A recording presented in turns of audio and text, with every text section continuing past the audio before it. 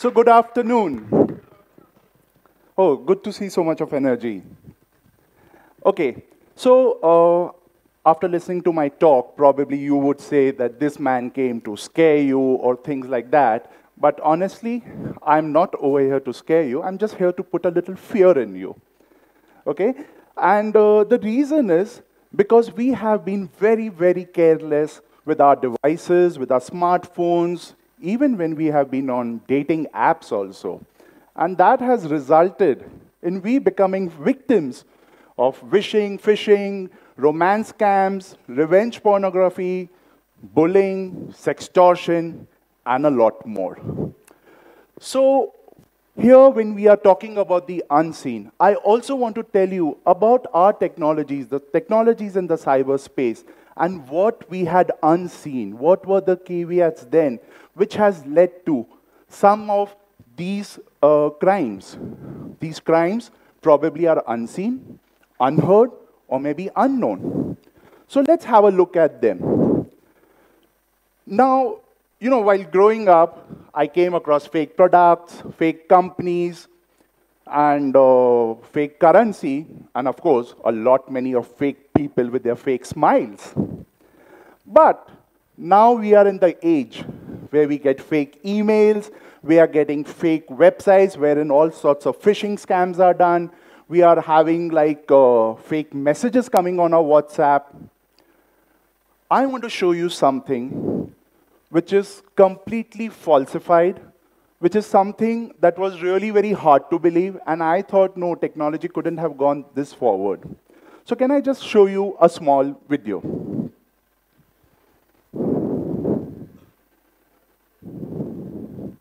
Here's how to make the perfect pour-over coffee.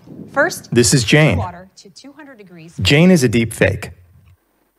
Deepfakes are realistic AI-generated videos that show real people doing and saying fictional things. We're entering an era in which our enemies can make it look like anyone is saying anything at any point in time, even if they would never say those things.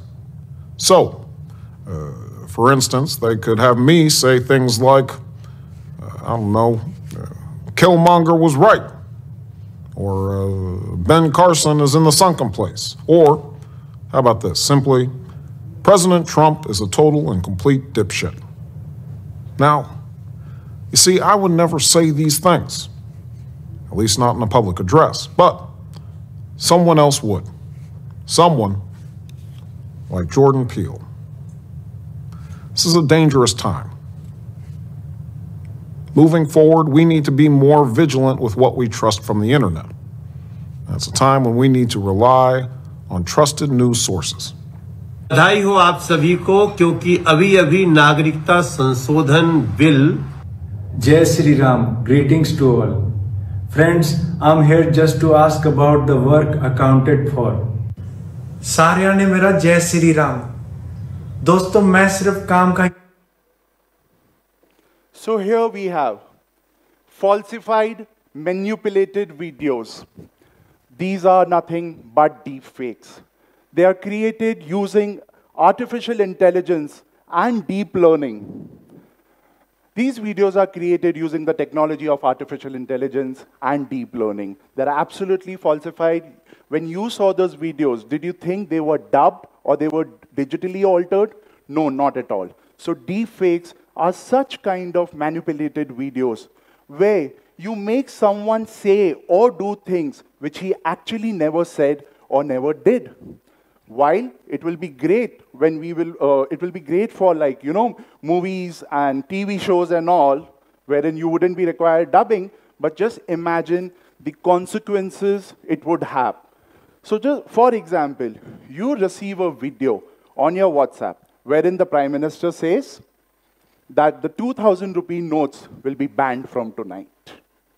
Such is the power of such deepfakes that they can put words in anybody's mouth and you would not be even able to like notice. You will try to find, oh, if this is lip-synced or if it is a mimicry artist behind or it is dubbed.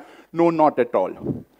Now, so just imagine, now in this particular age, wherein like even the images cannot be trusted. So just imagine you get a video someday of a journalist who's generally found shouting and yelling, and he's speaking softly, politely. That day, the nation should know that this is not an original video, but is a deepfake. Now let's move to the next, a very novel method of a cybercrime. You know, we've all heard of Jamtara, the criminals, you know, the cyber criminals in Jamtara. You must have received a lot of phishing calls, and they would have tried to trick you for you to reveal your debit credit card details. But here, artificial intelligence has gone one step ahead. A British CEO received a call from his German boss. And the German boss tells him, can you please transfer immediately 243,000 US dollars, which is approximately 1.75 crores. He does that because its boss is saying so. He's on the call with his boss. This is not like a fake email. However, was it his boss at the other end? No. Was it some kind of a person who could mimic the voice of that boss? No. This was an artificial intelligence generated, a deep fake voice, which was being read out by a fraudster, which was being manipulated by a fraudster, and the German boss's voice was spoofed. In fact, the British CEO said, how could it be? Because the one talking to me had that German accent, and even he had that melodious voice, which I always recognize. But friends, this was completely AI generated. So these have been the caveats of when we have developed technologies. Of course, they have brought us a lot of laurels, they have helped us a lot, but we also need to see this side of it. Now, so in the age of Photoshop, where everything can be manipulated, we also will have to pay attention that audio calls, speeches, voices can also be fake. Now that I'm talking to you about Photoshop, we have seen that women have been victims of a lot many crimes such as morphing and sextortion. Unfortunately, there's one more such technology, deep nude, which is again targeting the women. Here is the artificial intelligence technology, which takes the photograph of a woman who's completely clothed. She's not at all, she's not nude at all, and within seconds, it is able to create the same image of that particular same woman, but without clothes. Our women all over the world have always been harassed, have been intimidated, but it's so unfortunate that we are now using technologies to now again target them. And yes, I say target them for the only reason that this technology, that this particular deep nude app or software can do this work only and only for women. It creates, if you post a photograph of a man, it is not going to work. So it is so unfortunate. That doesn't mean that you men should be relieved. Probably by the time I reach back to Mumbai, there would be something ready for men also. Taking forward, so let's now leap into the future also. So these were the three crimes which are currently existing, which I thought are like unseen, unheard, and unknown, and now going into the future of the cyber crimes. You know, we were talking about privacy outside while we were having coffee. Yes, privacy is as extinct as dinosaurs are. In fact, coming to, you know, when we are going to get into 2050s, what will happen is that the computers will be 30,000 times faster than us. We will be having, you know, assistants who won't be humans. They will be the digital assistants. They will be human-like assistants who could be our servants as such. There will be robots. Robots will be constructing like buildings, big buildings. There will be robots who will be constructing such buildings, and that too within hours. So just imagine a malware attack on all these robots. What can happen? You might find this to be a very far-fetched reality. But no, didn't you hear about the attacks that happened to the state of Florida? For 3 whole weeks, the state was down. They couldn't operate their water pumps. They were struggling with their electricity generators also. Their billing systems were down. And this is exactly what happened over there. The ransomwares took over the entire city. So just imagine when a malware attack, when a virus attack, as you commonly call it, attacks all these robots or our digital assistants, what is going to happen? We heard in the first session about driverless cars. Sure, it's going to be great. There are no two doubts about it. We are looking forward for it. But again, let's look at one particular caveat in it. The driverless cars are made more of the algorithms than they are made of the moving parts. And for this, the hackers they have already started work as to how to hack them, how to get into them. So all these AI-based technologies or all these applications, they work on something called as models or data sets. Now, by poisoning this model, what I can do is I can make the car actually speed up when it is supposed to stop. Because you know the car is trained to stop when it sees a stop sign or a red signal.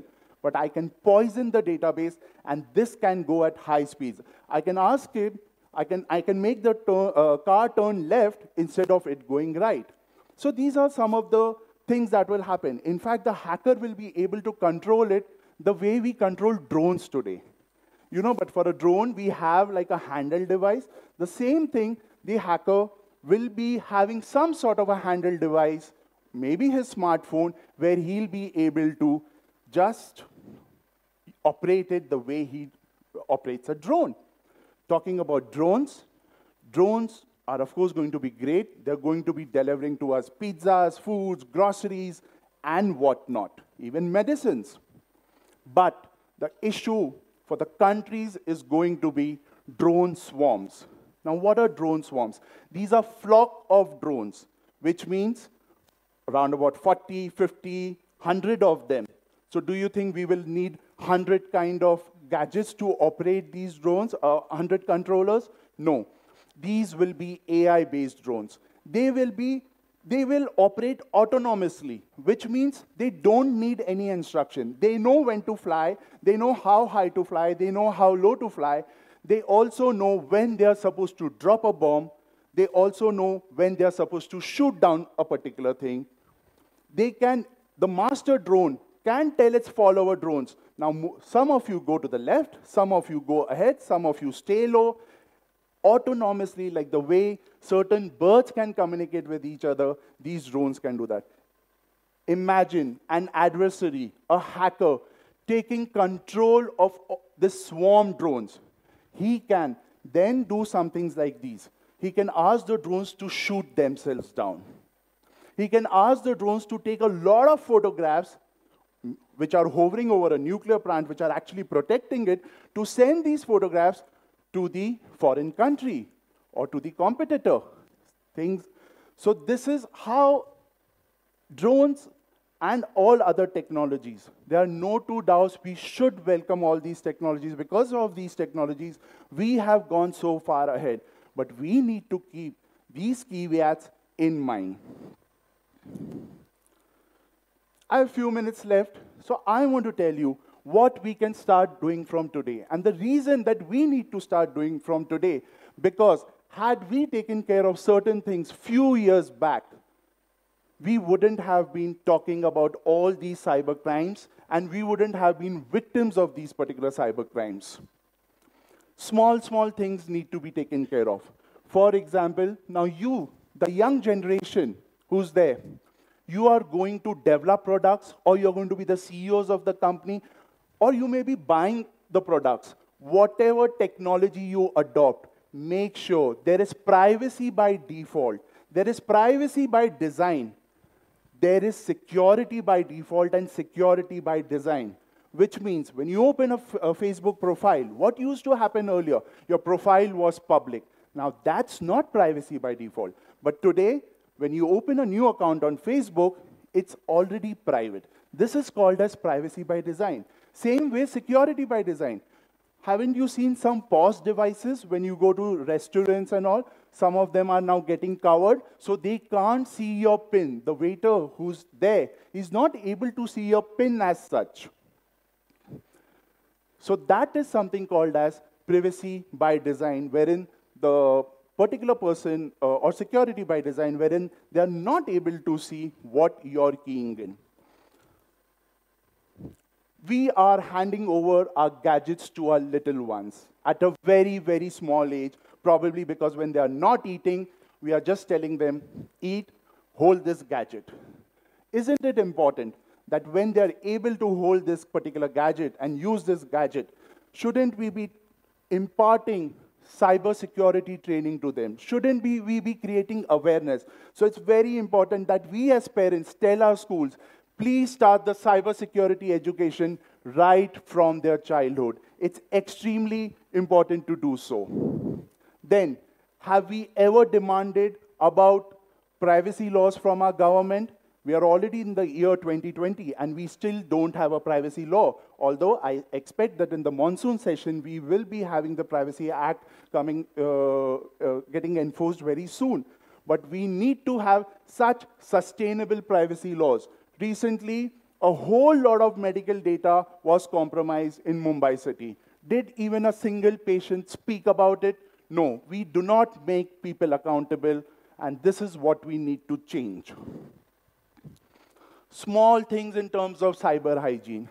You have no idea that while you're over here, your mobile phones, there are certain apps which are taking screenshots of your phone every 5 seconds, every 10 seconds, or every 1 minute, and they're sending it to different servers. If you had an antivirus on your mobile phone, you could have been preventing this. It's not too late. It's just a 100-rupee thing. Install an antivirus on your phone. Another smaller thing is, a client of mine lost 8.13 lakhs. He didn't use his debit card anywhere. At no particular store, at no particular ATM, yet all his money went in the foreign shows. You would ask what happened. He would have got an OTP or they needed a PIN. Sorry, on certain websites, on certain international websites, you don't require an OTP, you don't require a PIN. All you need is your 16-digit card number with the expiry date and with the CVV number, and that's it. You're able to do as many transactions as you can. He had a limit of 10 lakhs, 8.13 lakhs went away. So had he disabled the international transactions on his credit cards, on his debit cards, this particular thing could have been averted. We have a lot of sensitive pictures and a lot of sensitive messages on our apps, be it WhatsApp, be it our SMSs, or be it our gallery. Many of us don't even lock our phones, or even when we lock our phones, we are putting 4-digit PIN, which your neighbor or the person sitting behind can easily come to know what the PIN is. So what you need to do is at least have an app locker for the most important of your apps, which means it will again require a particular password, a fingerprint to open that particular app. There is some very huge problem that's happening, and that is many of the people are storing their private, most private, intimate moments, their sexual acts on the phone. I have dealt with approximately 25 cases of sextortion. And one common thing that I saw was all of these couples or victims had their nudes or nude videos saved on their own phones. I think we need to understand the risk of this particular thing. Sexual activity is something that you need to enjoy. It is not that you need to preserve it, especially on your devices. Children are being a major target. Please understand, parents and elder brothers and sisters, you don't have the consent to put the pictures of your children on the web. There are pedophiles, there are these shark predators who are just looking for images and images of children. They get pleasure out of it, and then they start grooming these children. They start talking to these children, and when your children will go out of control, you wouldn't know that. I have dealt with 100+ such cases. Lastly, artificial intelligence and the threats over there are generated by the technology, and it's only and only the technology which will be able to save us from the threats of this technology.